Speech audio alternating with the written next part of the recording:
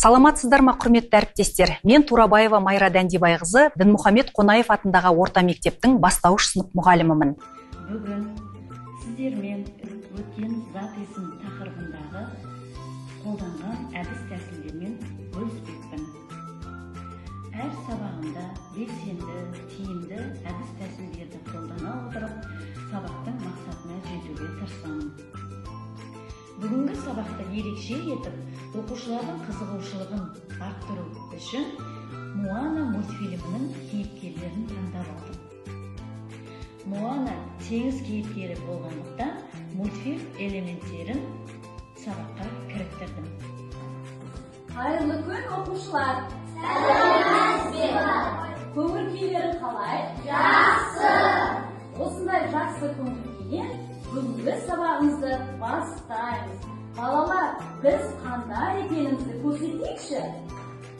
Біз қандаймыз? Әдемісің, әдептісің. Біз қандаймыз? Сенімдісің, талаптысың.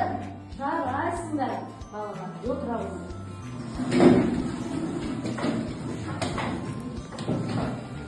Балалар, бүгін бізде ерекше сабақ. Бүгін біз ертегі кейіпкері Моана мен сіздердің сүйікті кейіпкерлеріңіз Моана мен саяхатқа шығамыз. Моана, балам, сен неге маған келмей кеттің? Мен осындаймын, күнім. Бүгін саған жақсы жаңалықпен келдім. Бүгін біз керемет білім аламыз. Қарашы менің қолымда не бар? Вау! Бұл мүсіні не? Саған қызық болса айтып берейін. Менің алдымнан осындай керемет өнер туындысы шықты. Бұл менің топшылығымша қашықты секілді. Ендеше үшінші сынып оқушыларымен бірге бұл ыдысты кім жасады? Өнер иелерінің ерекшеліктері қандай? Бүгінгі зат есім тақырыбында бірге есептеп көрейік деген. Ендеше бізге сәттілік. Иә, сәттілік. Ал, балалар, енді біз Моанамен бірге топқа бөлінеміз. Олай болса, келіп, мына жерде тұрған Моананың саяхат күнделігін ала отырыңыздар. Бір бөлініп аламыз. Балалар, бұл Моананың саяхат күнделігі. Егер күнделікті ашқан болатын болсаңыздар, бұл жерде сіздердің топтарыңыз жазылған, суретші және мүсінші тобы, яғни екі топқа бөліндіңіздер, және бағалау картасы бар. Балалар, сіздер әр тапсырма орындаған сайын бағалау картасына белгілеп отырасыздар. 1-ден 10-ға дейінгі балл бойынша. Және бұл картаның ішінде кері байланыс, яғни сабақтың соңында жасайтын кері байланыс парақтарыңыз бар. Өткен сабақты қайталау үшін зат есім тақырыбына байланысты біз көңілді картуна ойын ойнаймыз қазір. Ойнаймыз ба, балалар? Иә! Моананың тапсырмаларын орындаймыз ба?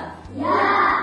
Жақсы, олай болса, балалар, сіздерге көңілді картуна әдісі бойынша өткен сабақты қайталаймыз.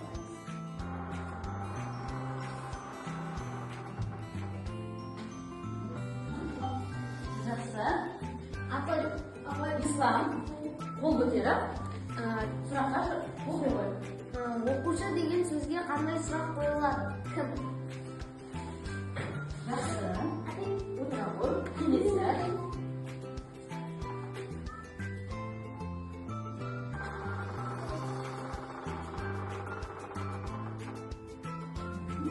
Зат есім дегеніміз заттың атын білдіретін сөздер. Жақсы. Заттың атын білдіретін сөздер. Зат есімдегі қандай сұрақтар қойылады? Балалар? Кімдер, не? Жақсы. Балалар, өткен сабақты қайталадық. Бүгінгі жаңа сабақтың тақырыбы зат есім.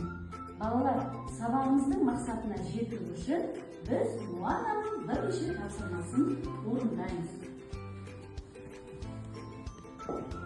yeni жақындаушы.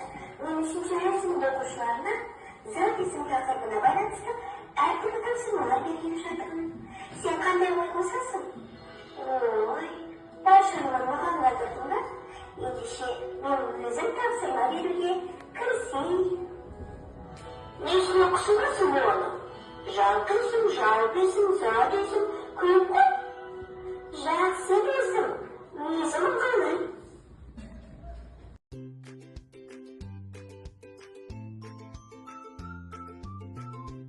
Тоғызыншы жаттығу құмға салған сурет. Жұрттың баласы хаттанып сабақ оқығанда мұның қолынан бар келгені сұқ саусағымен құмға сурет салу.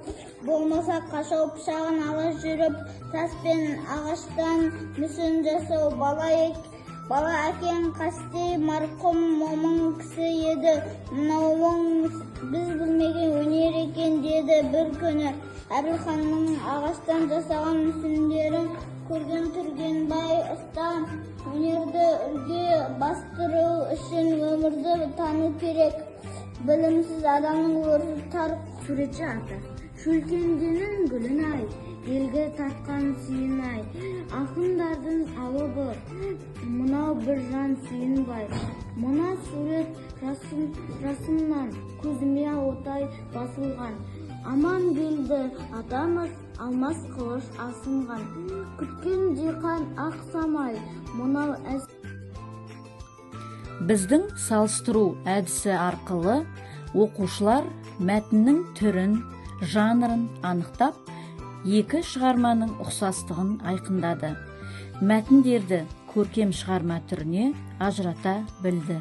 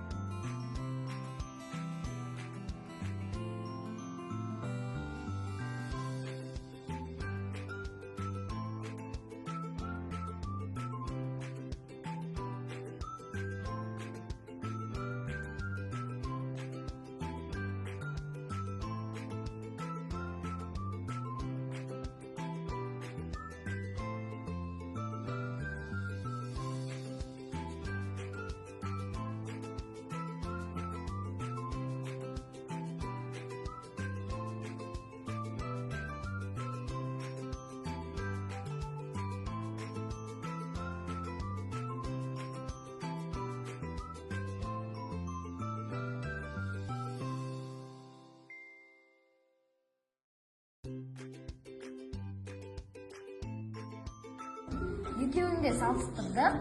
Айырмашылығы біреуі мәтін, екіншісі өлең. Ұқсастығы екеуі де сурет туралы.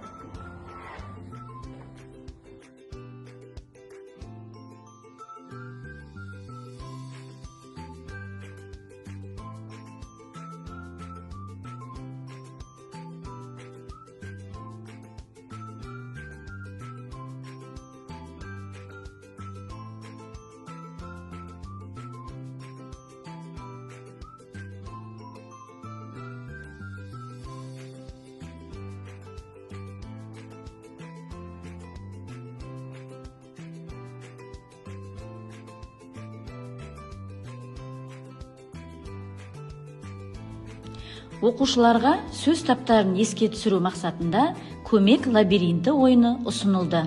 Яғни, оқушылар жұптасып берілген сөздерді сөз таптарына ажырату арқылы Муанаға лабиринттен өтіп, балығын суға жіберуге көмектесті.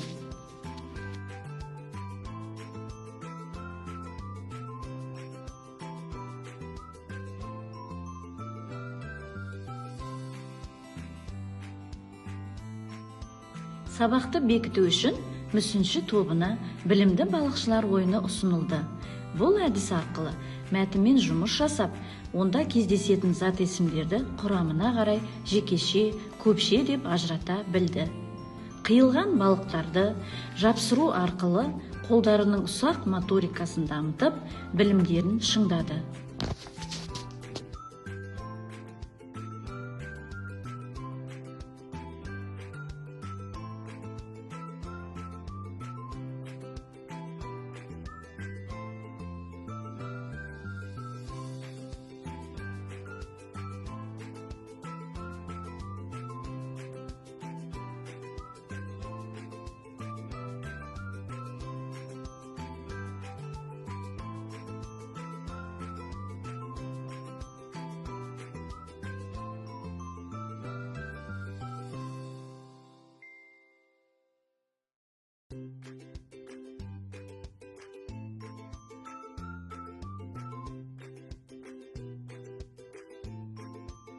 Суретшілер тобына мәтіннің мазмұнын түсініп, зат есімдерді мағынасына қарай жалпы зат есім түрлеріне ажыратады.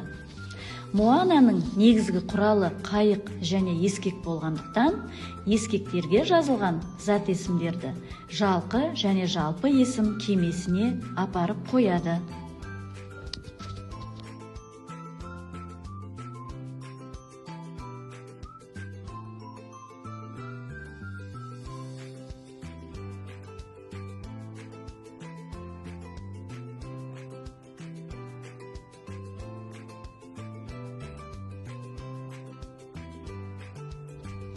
Тапсырма соңында топтар бірін-бірі басбармақ әдісі бойынша бағалады.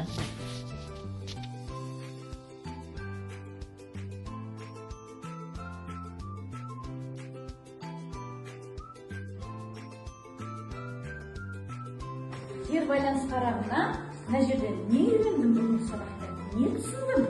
Осыны жазамыз. Сабақ соңында оқушылармен кері байланыс жасалды. Моананың бағалау картасындағы ұпай сандары есептеліп, оқушылар бағаланды.